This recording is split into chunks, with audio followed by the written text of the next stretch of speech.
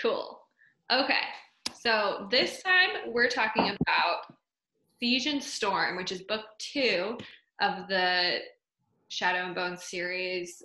Maybe the whole thing is called Grishaverse, right? Yeah, that's what I thought. Okay. So it's book 2 basically of 7 because there's 3 and then 2 that are kind of a story within themselves and then 2 more, right? Mm-hmm.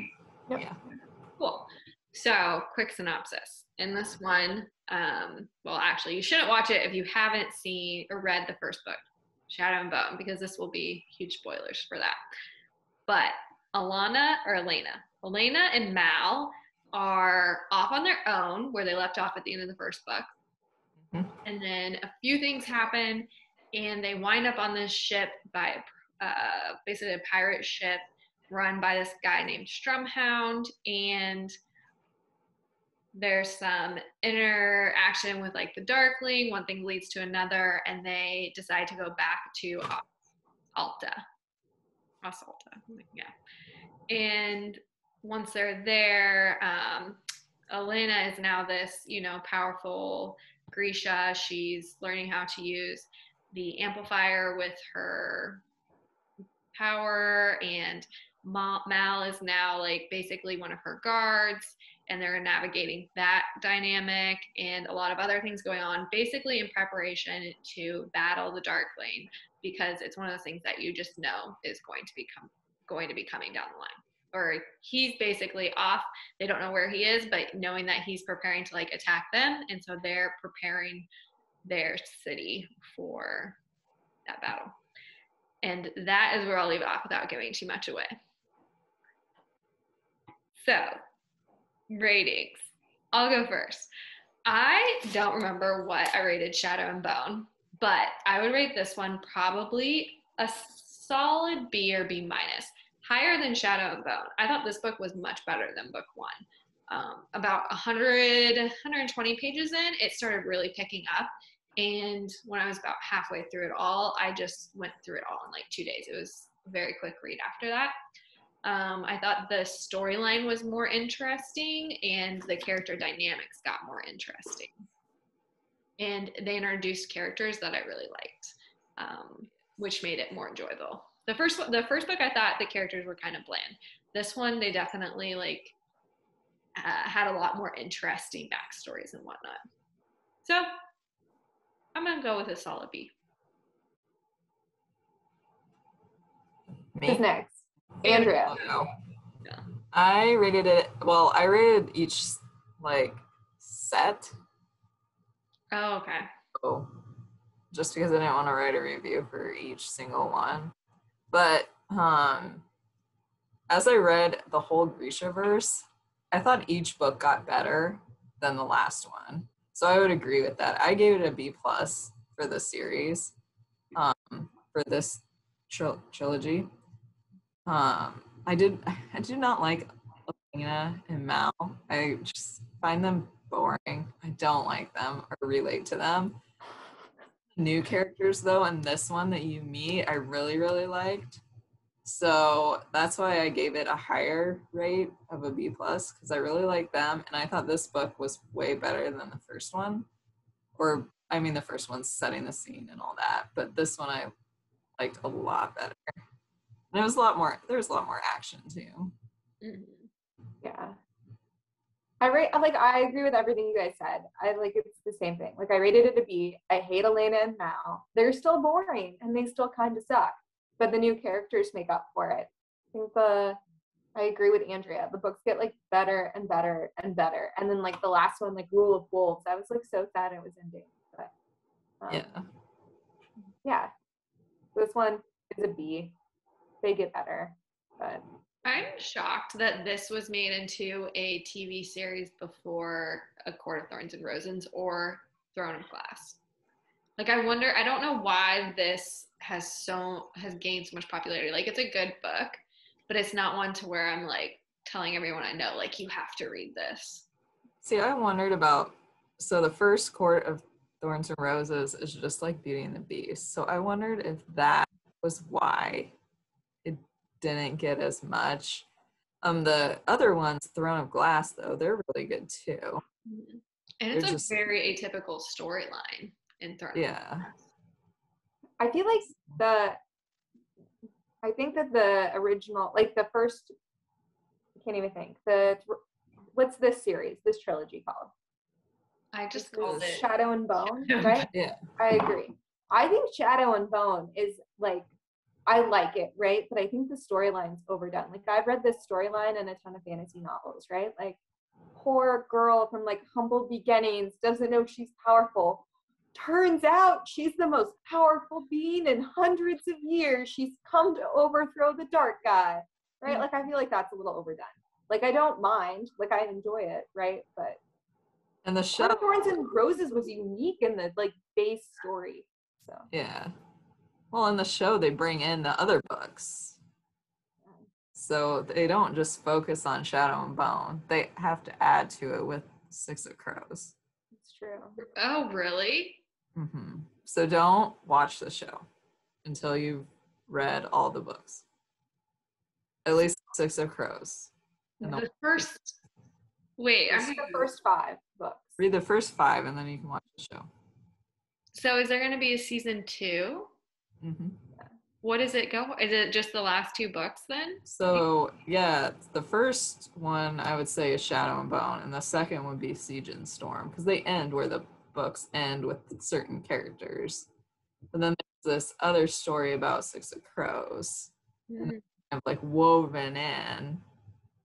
Madeline, I think that you would love Six of Crows so much.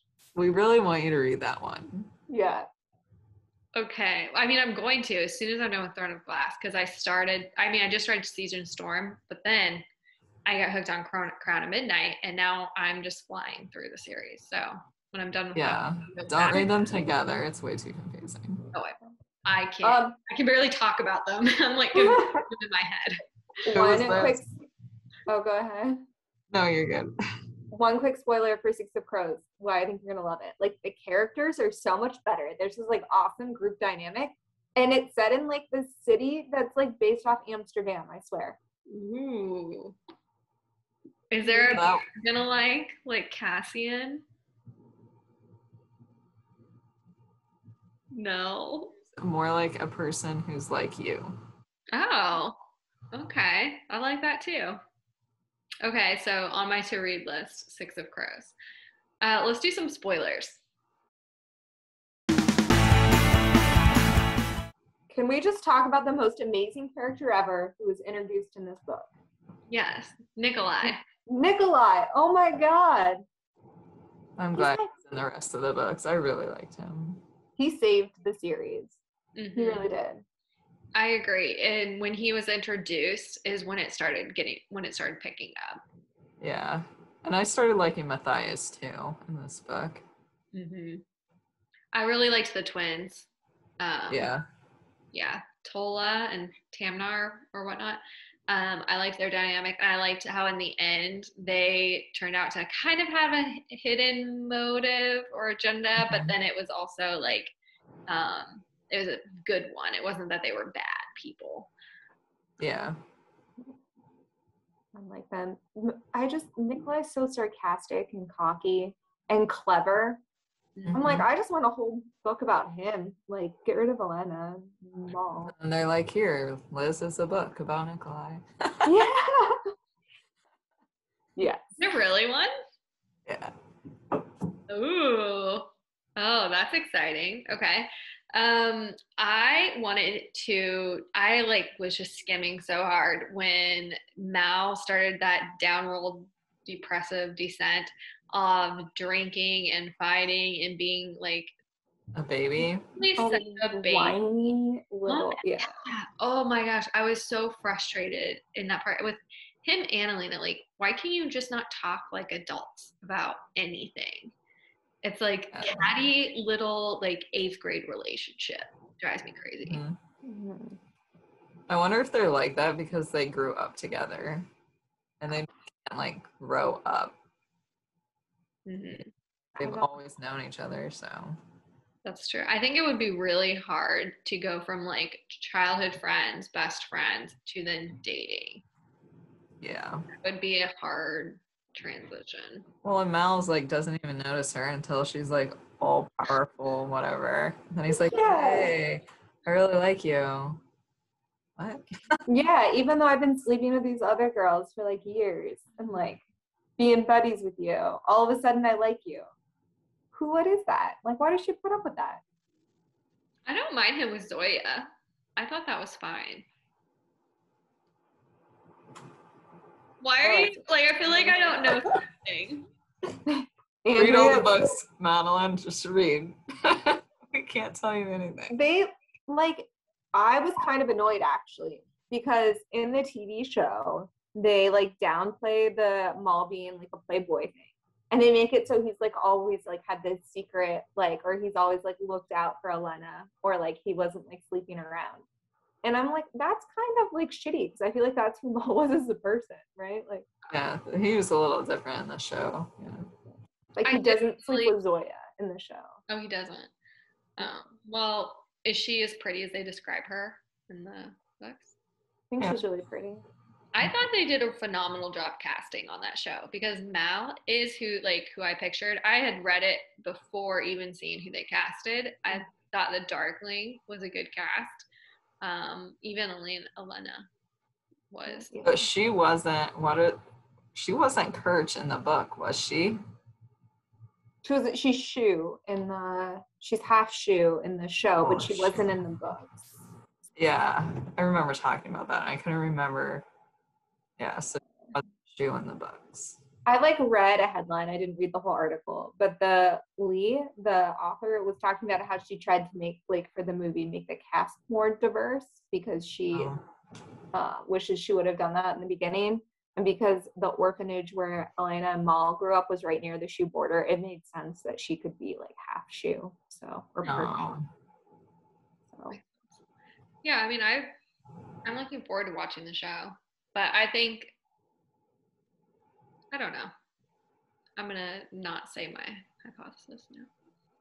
You can say it. I think that maybe I'll like the show better than the book. Like the first one, like Shadow and Bone, you could probably just watch the TV show, but probably to love the entire series, like books 1 through 7, you'd probably have to read them all. Yeah.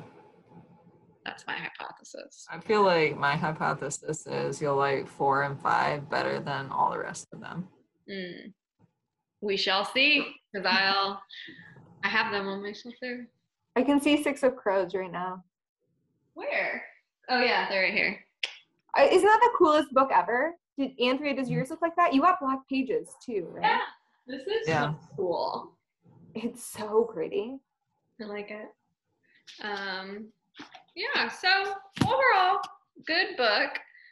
But if you want a phenomenal book, read Throne of Glass or Of Court of Thorns and Roses. Or read the whole series of the Grishaverse because they get way better as you go.